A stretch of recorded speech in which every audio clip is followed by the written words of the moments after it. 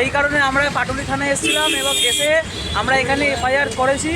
FIR copy আমাদেরকে পরের দিন জমা দেবে, কালকে দেবে, কালকে।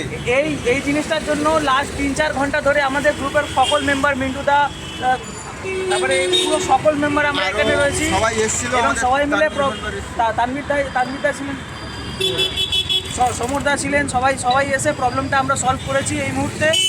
এবং আমরা রোহিতদাকে বলবো কথা বলতে। हमसे भाई मिस्टेक हो गया, आज इसके बाद सबको बोल रहे हैं लोकेशन डाल के रखिए, कब मुसीबत आएगा कोई ठीक नहीं है। लोकेशन डाले, सब live location time to time यानी कि डालते रहिए। रूम पे रहिए या ना रहिए, हमेशा रहिए, कहीं भी चले जाइए, लाइव लोकेशन में रहिए। মিন্টুদাকে বলবো দুটো কথা বলতে।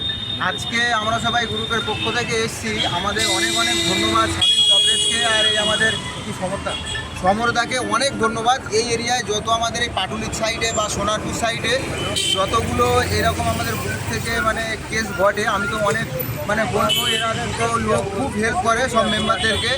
আর প্রত্যেককেই বলবো লাইভ লোকেশানে থাকার জন্যে। দেখো আজকে এই ছেলেটা যদি লাইভ লোকেশানে থাকতো তাহলে কিন্তু এর এই এতক্ষণ দাঁড়াতে হতো।